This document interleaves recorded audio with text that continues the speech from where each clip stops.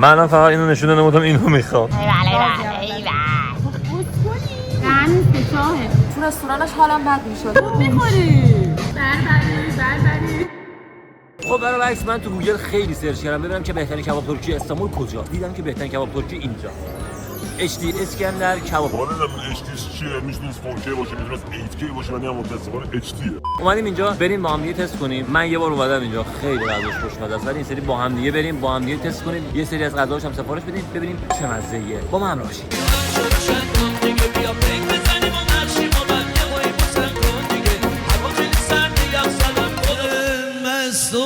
خدا سرد دمش کرد، زمینا مثل یک کرده دمش کرد. زمستون خدا سرد دمش کرد، زمینا مثل یک کرده دمش کرد. همه گرمن کسی نیست توی این شهر، اون عاشقی که دلگرد دمش کرد. بچه‌ها ما اومدیم یکی از بهترین کباب ترکی‌های توی تهران رو بخوریم. دونر گاردن شعبه دادمان اومدیم اینجا تستش کنیم، واسه تو ویدیو میگیریم. ببینید با ما همراه باشید. خب آقا ما سفارش دادیم، این فاکتورمونه. یه دونر گوشت متوسط گرفتیم، یه دونر مرغ متوسط، یه پرسی میکس که فکر کنم خیلی جذاب باشه. طبق بچه‌ها نظر شما خیلی جذابه. بعد اینکه دیگه حالا نوشیدنی هم گرفتیم. کلا جمعش شد 886 تومن. حالا بریم سفارشمون رو داشته باشیم. بچه‌ها اینم ویو بیرونشه، توش هم خیلی خوشگله ها، ولی شما خیلی دوست داریم که توی فضای طبیعی باشیم. خیلی بامزه است. آره خدا خیلی گوگلیه بچه‌ها، واقعا فضاش خیلی خوشگله. بچه‌ها خیلی سرد بود، ما اومدیم داخل نشستیم. از گرمه خیلی طول کشیده الان واقعا. 20 دقیقه شده. 28 دقیقه. آره 28 دقیقه سفارش دادیم. الان 20 دقیقه گذشته. میشه دستیارشونه. بچه‌ها کباب ترکی که اینجا می‌خوایم بخوریم خیلی فرق داره با کباب ترکی که توی ایران هست. اسم این غذا هست اسکندر کباب، یعنی شما اومدین اینجا بخواید همچین غذایی سفارش بدید بعد بگید اسکندر می‌خواید. شکلش اینجوریه. کلا این رستوران فقط همینو داره و اینکه از گوشت ورقه شده تشکیل میشه با نون شبیه نون بربریه و ماست. حالا ما می‌خوایم این غذا رو سفارش بدیم و میگه بخوریم که ببینیم چجوریه. توضیحات بیشتر تا ادامه ویدیو. برای عکس این چیزی که مشاهده میکنید منوی این رستورانه که کل منو همینه. یه اسکندر کباب، یه کنوفه است، ویرین سوتلاچ. این سوتلاچ مثل شیر ما شبیه چی بودیم؟ شیربرنج. مزه شیربرنج. یه ترشو مزهشون همون چیز خیارشوره و پاتاتس هم که سیب زمینی و سوپ و 2 تا سالاد که ما اومدیم الان سالاد سفارش بدیم. گفت اصلا سالادامون تموم شده، فقط اینا رو دارن که شیرینی هم نمیخوایم. خود این خیلی سنگینه، خیلی همش روغنه. بعد بچه‌ها کلا اسکندر کباب به این معروفه که وقتی واسهتون میارم غذا رو یه قابلمه کره آب شده بعدش میارم روش میریزم. به کرش معروفه اینجا. سری قبلی که ما اومده بودیم اینجا یه ذره سرویسشون خیلی بد بود، در حدی بودش که ما انقدر عصبی شدیم با ما رو پاشدیم رفتیم. یعنی اومدیم 1 ساعت نشستیم، بعد نه 1 ساعت دروغه، اومدیم 10 دقیقه یه رو نشستیم، بعد یه رو اومد از اون سفارش گرفت. بعد گفتم چرا انقدر دیر اومدین؟ گفت دیگه دیر اومدیم دیگه. بعد ما همون رو پاشیدیم گفتیم دیگه دیر اومدیم ما هم میریم. یه ذره بحث کرد ولی الان عالی برخورد کردن. بعد گفتیم داریم یوتیوب هم میگیریم که دیگه وقتی اسم یوتیوب میاد اینجوری هم. حالا قربان چش قربان. برن که حالا منتظریم سفارشمون رو دادیم تا برسه ببینیم چه مزه‌ایه. بچه‌ها ما تازه فهمیدیم که این اسکندر کباب مدل‌های مختلف داره. البته که همونه، فقط مثلا فکر کنم پرساش فرق داره. پرساش فرق می‌کنه و ما نمیدونیم الان واسه ما کدوم میخواد بیاره. من فقط اینو نشون دادم گفتم اینو میخوام. ولی اینجا می‌بینیم که مدل‌های مختلف و قیمت‌های مختلف مشاهده میشه. بله. ولی اینجا عامش زده کلا یه پرس HD اسکندر 165.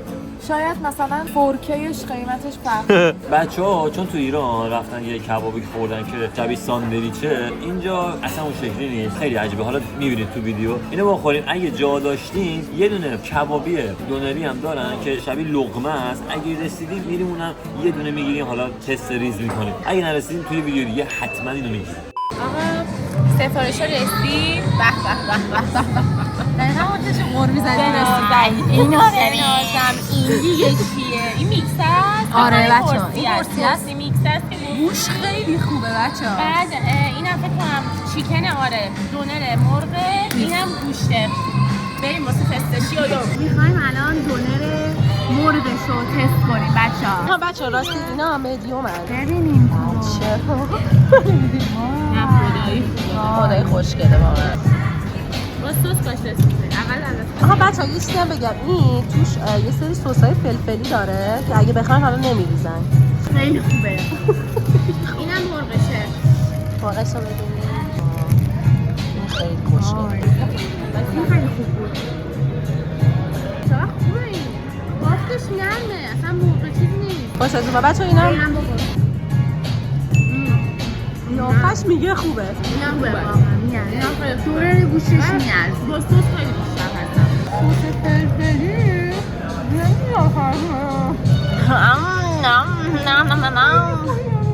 خیلی خوشم اومد. یه حالت جوسی خاصی داره. خیلی باحاله. میخوام الان دونر مرغشو بخورم. حس کنیم ببینیم.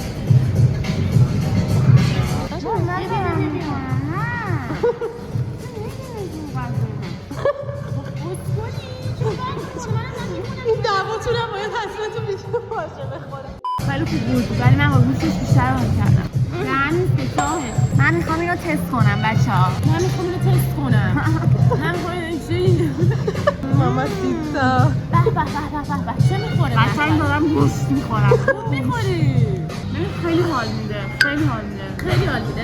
خیلی خوشمزه است واقعا. خیلی خوشش اومده. خیلی داره شال میده. خیلی داره بهش حال میده. کدوم بهتره؟ من نمیدونم شما اینو خیلی من اونو می‌خرم. با تو با مرغش اوکی تر بود، منظره با گوشتش اوکی تر بود. آقا رسید. به به تشکر. شکلو شما نگاه کن. شکلو نگاه. یه چیزی بهتون بگم این غذا رو نگاه کنید این روش یه لایه گوشته زیرش بربریه. اینو به هیچ عنوان نباید گوشتشو برداری خالی خالی بخوری نونشو نگه داری. من یه بار این کارو کردم به قدری حالم بد بود چربی خونم رفته بود بالا. علی میدونه تو رستورانش حالم بد میشد. اصلا این ماست و نونو گذاشتن برای اینکه چربی زیادو بگیره. حالا نمیدونم چجوری ولی باید اینجوری بخورینش. محتویات تو بشقاب رو نگاه کنین. یه سمت راست ما ماست داریم، کباب داریم، زیرش هم نونه، یه دونه گوج. آخه این یه دونه هم فلفل. با یه دونه من میخوام به کجا برم؟ هم نمیذاشتین اینو دیگه. اینم از کرش. بگو برای من نریزه. تو که تشکر. این همون کره‌ای بود که بهتون گفته بودم سرشار از چربی. اومد یه کره فوق‌العاده داشت. اصلا خیلی من اینو دوست ندارم. تو چرا دوست نداری؟ چون من چربی نمیتونم زیاد بخورم. دارم میمیرم. بخوریم دیگه. مارال خیلی دوست داشت اول خودش تست کنه. تست کن ببینیم مارال جان. ماست یه ذره میریزه. میترسم چون که آخرین باری که خوردم حالم بد شد اما نمیخوام این دفعه ریسک کنم. برمی‌داری میزنی تو نون و میخوری. خدای گوشتش خوشمزه نیست. او یه دونه فلفل هم مارال شهیدش داره میکنه. تون داره. آی سوختم. ولی خیلی خوشمزه است. دیدید کره یه بوی خوبی میده یه مزه خیلی خوبی میده. دقیقاً همون رو میده. بابا تو رو خدا بگی منم بخورم. آقا واقعا این غذا حتما اگه اومدین استانبول بخورین چون مطمئنم میشه فیوریتتون. بذار از این کوچیک شروع کنم. از وسط هم برمی‌داره. آره وسط. بزن تو ماست. میزنیم اینجوری تو ماست.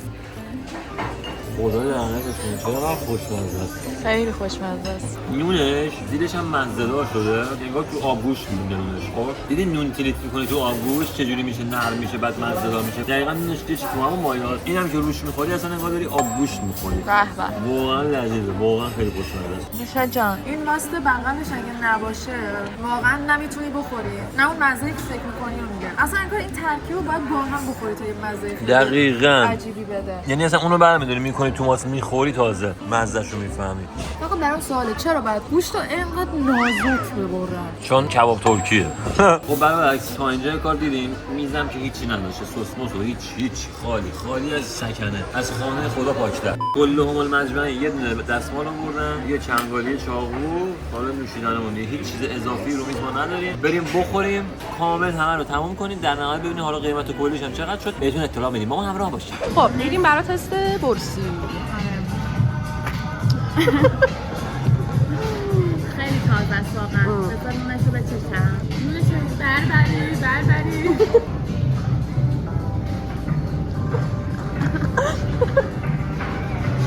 با من نشه اصلا میل نداره. چجوریه من میکنم خدا وکیل خوشمزه است. بیشتر هستین یا دونرشون؟ لذیذه. دونرش خیلی لذیذه.